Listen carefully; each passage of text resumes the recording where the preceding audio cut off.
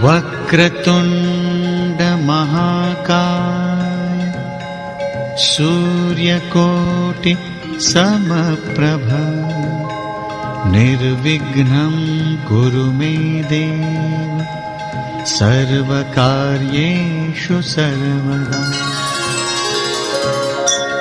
बैजूनाथ धाम, बैजनाथ की कथा का रहस्य आप लोग जानते हैं? क्या है रहस्य और क्या है इसके पीछे का ज्ञान?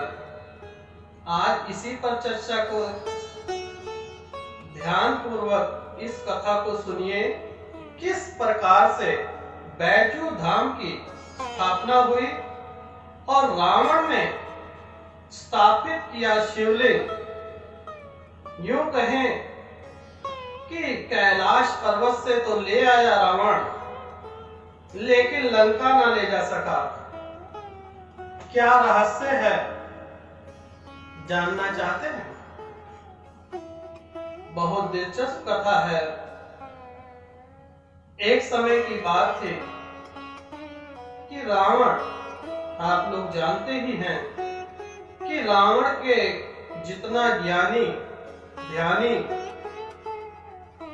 जिसके भय से 9 के 9 ग्रह कांपते थे, 9 के 9 ग्रह जिसकी कैद में थे, रावण की मर्जी के बगैर वह ग्रह अपनी चाल भी नहीं बदल सकते थे।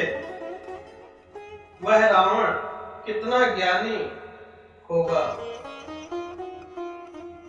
एक समय की बात है कि रावण को सूझी, मैं बार बार कैलाश जाता हूं और भोलेनाथ को प्रसन्न करता हूं, क्यों ना एक बार अपने भोलेनाथ जी को अपने धाम श्रीलंका में विराजमान किया जाए।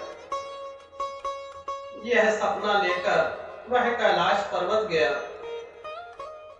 उसने वहां पर भगवान शिव के सामने घोर तपस्या की, यज्ञ किया। एक एक करके उसने अपने 9 सरों की आहुति दे दी।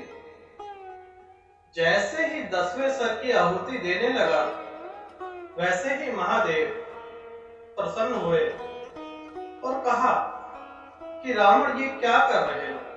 मैं तुमसे बहुत प्रसन्न हूं, मांगो, क्या वर मांगना चाहते हो? तो रावण कहने लगा, प्रभु, आपका दिया हुआ सब कुछ है, बस आप कृपा करके मेरे श्रीलंका महल में विराजमान हो जाइए। आप लोग जानते ही हैं कि भोलेनाथ बड़े दयालु, बड़े कृपालु। इनकी दया जिस पर पड़ जाए उसका क्या कहें। अब प्रभु ने रावण को वचन दिया कि हम तुम्हारे लोक में शिवलिंग के रूप में विराजमान होंगे। माता ने एक शिवलिंग रावण को दिया और भगवान महादेव जी ने कहा कि रावण, मैं चलने को तो तैयार हूं, तुम्हारी श्रीलंका में विराजमान हो जाऊंगा, तुम्हारी लंका में विराजमान हो जाऊंगा, लेकिन ध्यान रहे कि भूल से भी शिवलिंग धरती पर ना रखा जाए, नहीं तो मैं वहीं विराजमान हो जाऊं। अब प्रभु ने इतना कह के रावण को कहा कि इस शिवलिंग को ले चलिए।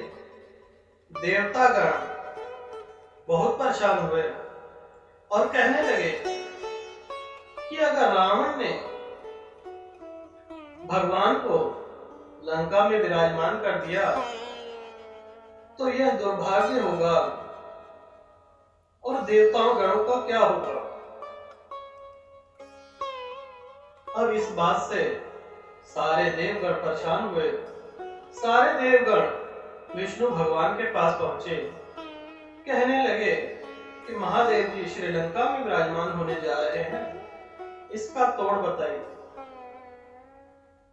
विष्णु भगवान जी श्री गणेश के पास पहुंचे और आप लोग जानते ही हैं गणेश जी के पास हर एक बीमारी की दवा है।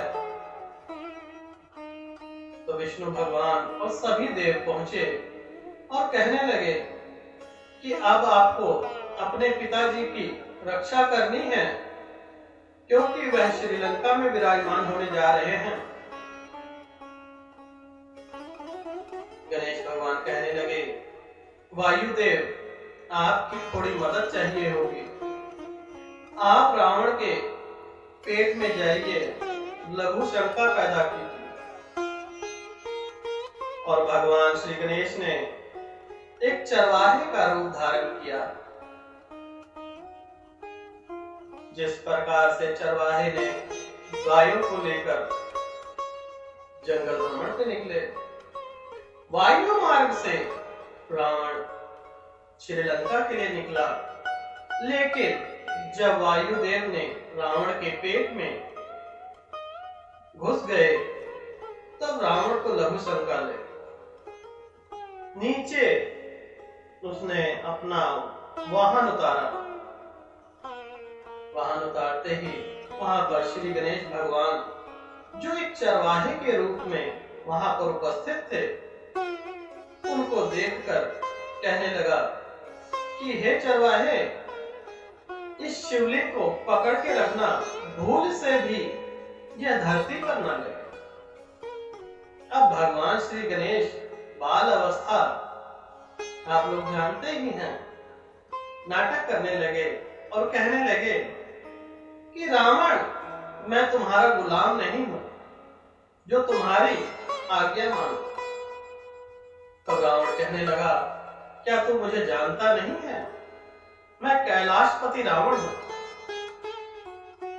फिर भगवान गणेश कहने लगे, मैं किसी रावण को नहीं जानता, मैं तो स्वयं महादेव को जानता हूं।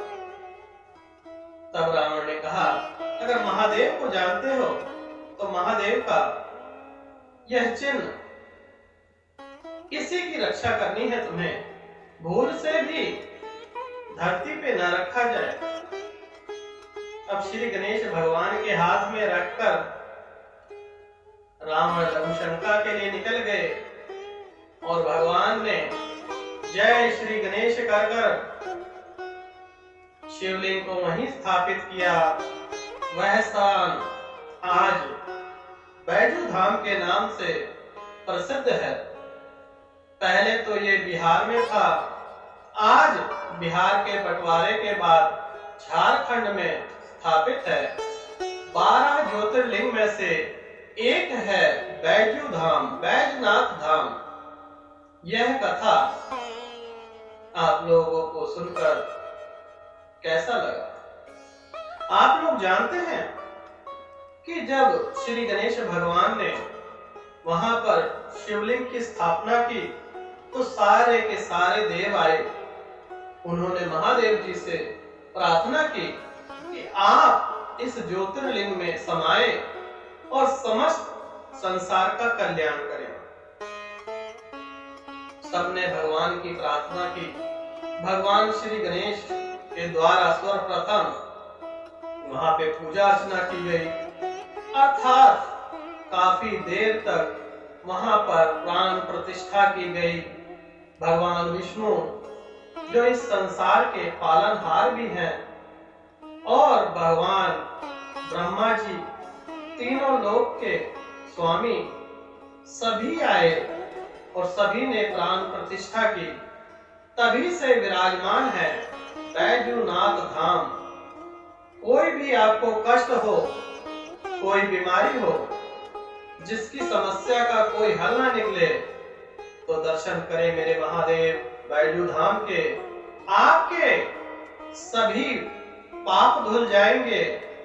वहां पर एक जल कुंड है, जिसमें नहाकर कुष्ठ रोग का निवारण भी होगा, और जीवन में एक बार दर्शन से आपको अनेकों खुशियां मिलेंगी।